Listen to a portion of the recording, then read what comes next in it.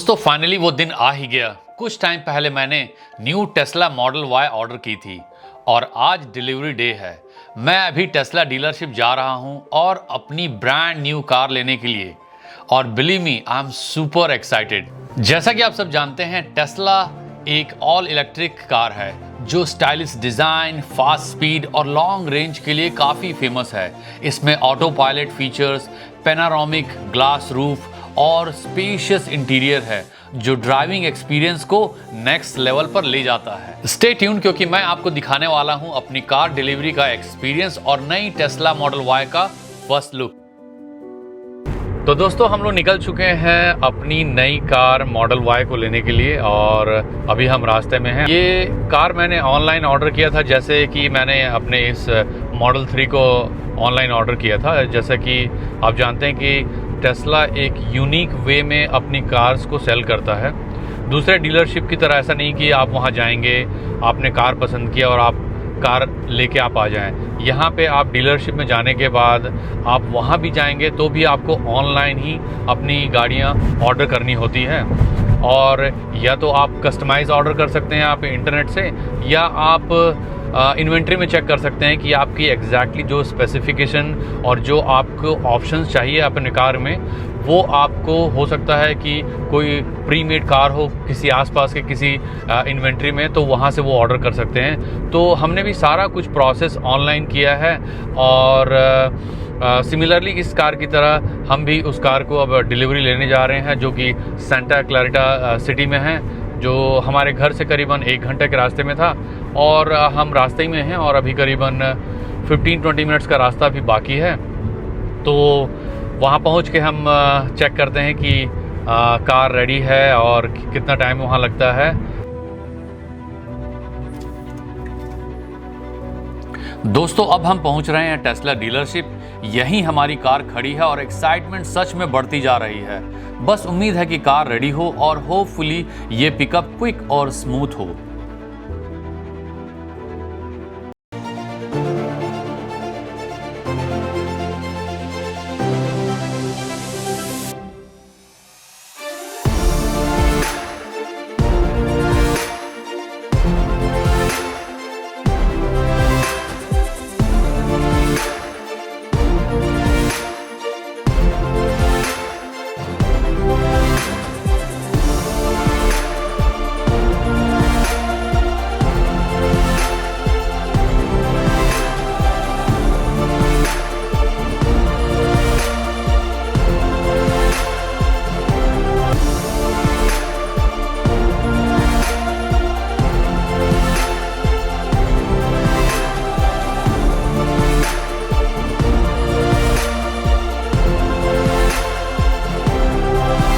दोस्तों फाइनली हमने डिलीवरी ले लिया है और ये रहा हमारा नया टेस्ला मॉडल वाई।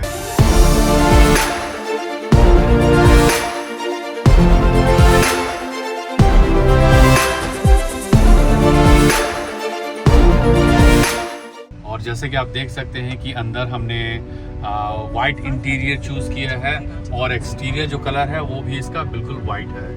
तो चूँकि मैंने जब इससे पहले मॉडल 3 लिया था तो उसमें हमारा जो एक्सटीरियर कलर था वो रेड था और इंटीरियर था ब्लैक, तो इसलिए मैं काफ़ी इंटरेस्टेड था इस बार वाइट इंटीरियर लेने के लिए। और फाइनली ये हमें नया कार मिल चुका है और इसके अंदर का जो फिनिशिंग है, डिज़ाइन है, वो वाकई माइंड ब्लोइंग है।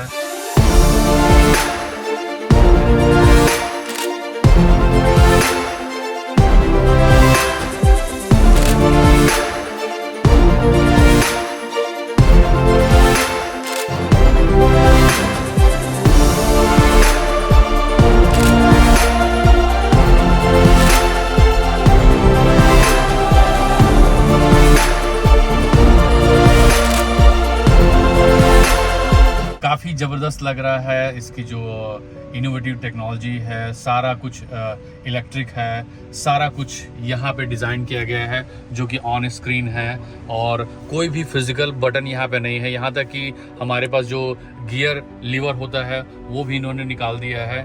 वो अब कम्प्लीटली हम अपना गियर भी चेंज करते हैं तो स्क्रीन के थ्रू होता है, और केवल हमारा जो साइड में जो सिग्नल है वही बस अवेलेबल है। और जैसे आप टर्न सिग्नल देंगे तो स्क्रीन में उसका उस साइड का कैमरा ऑन हो जाता है और वो आपको दिखाता है कि इस साइड में क्या है।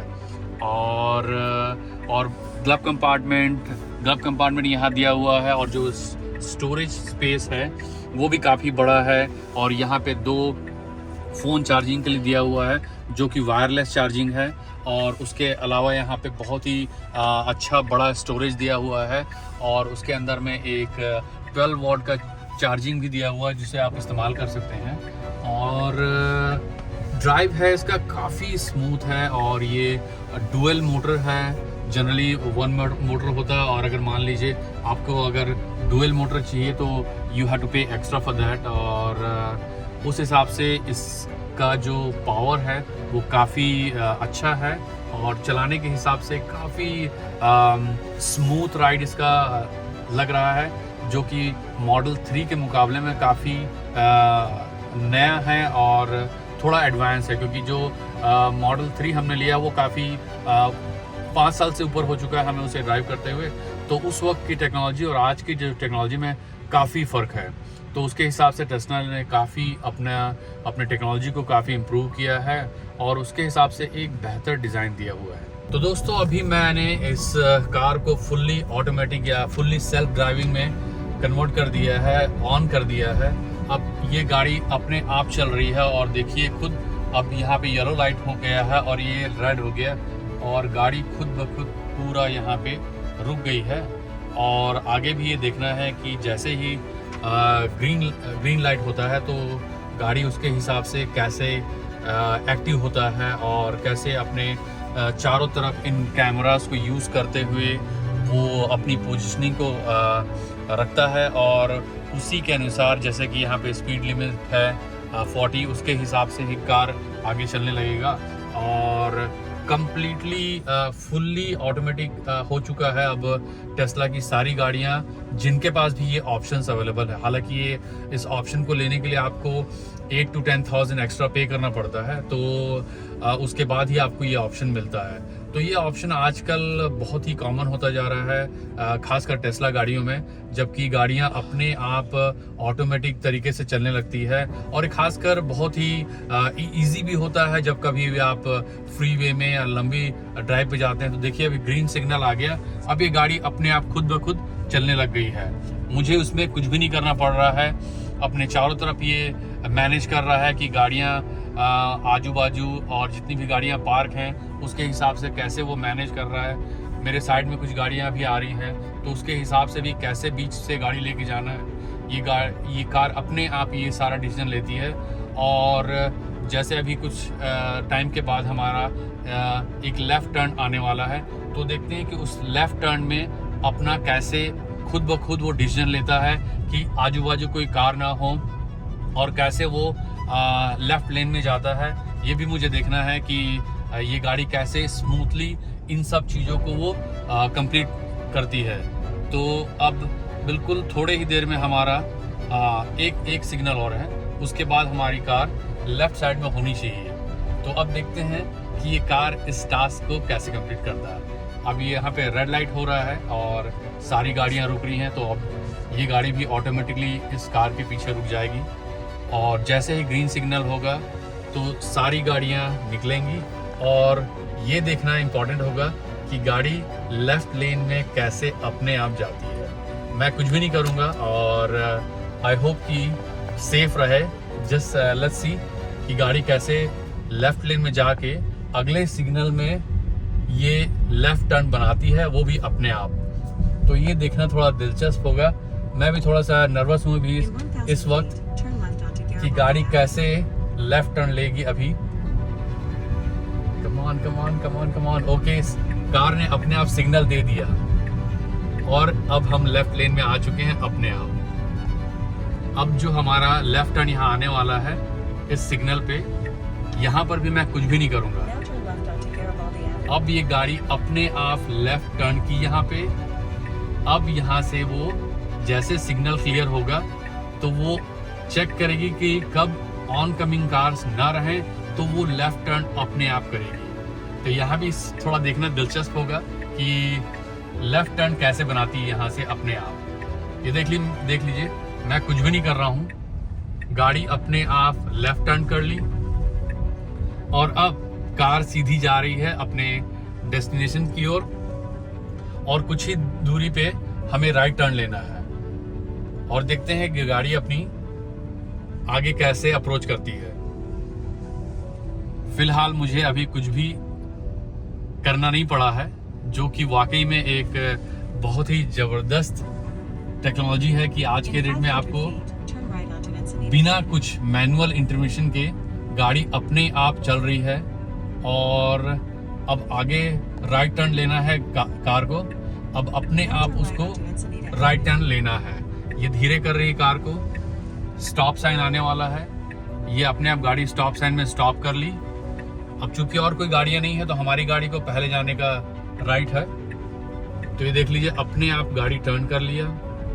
अब ये सीधा हमारे घर की तरफ बढ़ रहा है और केवल 0.4 माइल में ही हमारा घर आ जाएगा। तो अब ये देखना थोड़ा इंटरेस्टिंग होगा कि इस स्ट्रीट वे में इसकी गाड़ी का परफॉर्मेंस कैसा है, वो भी खासकर ऑटो पायलट का। और गाड़ी लेफ्ट टर्न ले चुकी है अपने आप। अब ये इस कार को हमारे घर के सामने अपने आप खड़ा करना चाहिए। ओह माय गॉड, अब ये हमारे घर के सामने कार रुक चुकी है। हालांकि मुझे अब कंट्रोल लेके मुझे गैराज के अंदर लेना है, तो मैं गाड़ी को अब थोड़ा रिवर्स में लूँगा और गाड़ी को मैं अंदर की ओर लेता हूँ। पीछे कोई गाड़ी नहीं आ रही है, ठीक है।